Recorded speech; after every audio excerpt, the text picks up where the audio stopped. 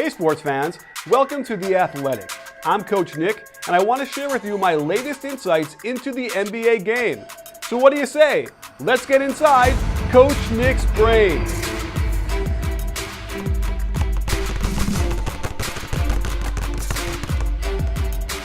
When the season started, Luka Doncic greeted the NBA with the kind of spectacular play we've been accustomed to in the EuroLeague. It seemed preordained after the first month that he'd be crowned Rookie of the Year, and it wouldn't even be close. In fact, his play was so magnetic, it made their first pick from last year and all-rookie second-teamer Dennis Smith Jr. expendable. Let's look at his numbers to see why Doncic's first year was so remarkable. For starters, the only other rookie to average at least what Luka did this year was Oscar Robertson way back in 1960-61.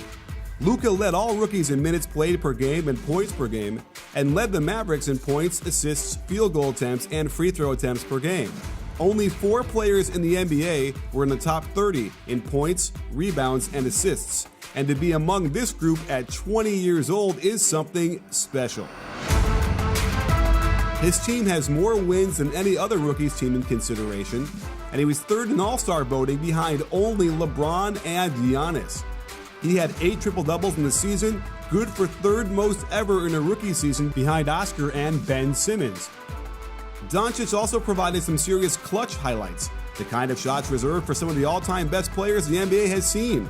And for him to be connecting on these as a rookie, it's practically a no-brainer that he should be Rookie of the Year, first-team All-Rookie, and maybe, just maybe, an All-NBA third-team slot as a forward.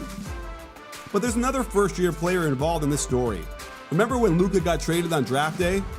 Well, the player Atlanta traded him for struggled for the first half of the season, but detonated all over the league in the second half in ways we also had hardly ever seen.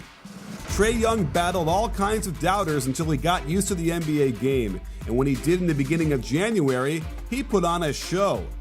His overall numbers are impressive for a rookie. In fact, he's one of only 3 players ever to have averaged at least 19 points and 8 assists in their first year. But if we pull these numbers apart and look at what he did the last half of the season, suddenly you might have some doubt about hosting a Doncic parade.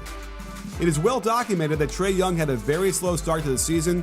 Sometime around the beginning of January, he started to get comfortable as he made his way around the league a couple of times, and in the last half of the season, his numbers took a big jump. He dropped to 36-8 and 36-10 in back-to-back games in February and sealed in his practice the next one with a ridiculous 49-16. His second-half performance overall needs to vault him into at least the conversation for Rookie of the Year, especially in light of Doncic cooling off recently. Now let's look at their on-off to see the effect they have on their teams when they're on the floor. With Doncic, the offense didn't really change, the defense was 4 points worse, and he had a negative 3.1 net rating, which shouldn't be a surprise from a 33-win team. Let's compare that to Trae Young. The offense jumped up 5.5 points when he was out there, but the defense dropped a little over 7 points. Overall, his negative 6.4 net rating is lower than Doncic's, but when you compare their overall effect on the net rating, they're comparable. I did peek at Trae's numbers the last 41 games after he found the glow, and a bigger jump in offense, a bigger dip in defense, but the team was actually better with him on the floor than off. More advanced stats, their clutch numbers.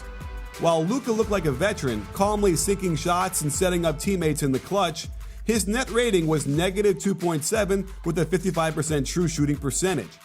But taking a peek at Trae Young's clutch numbers paints a different story. Same true shooting percentage, but look at his net rating. With 36 games, this isn't the smallest of sample sizes, and certainly an indicator that big things are in store for him going forward. Both these players are incredible talents and part of a young group of players that will shape the league as they enter their prime, pushing the boundaries of the game with their step-backs and long-distance bombing. Make sure to check out Tim Cato's article on the subject as he offers even more stats and a really well-written argument for who should win. In the end, Luka Doncic will undoubtedly get the award for Rookie of the Year. He performed at a high level for more of the season compared to Trae Young. But we should all acknowledge that absent the presence of a generational player dropped into our laps from Europe, Young would be hoisting that trophy high over his head.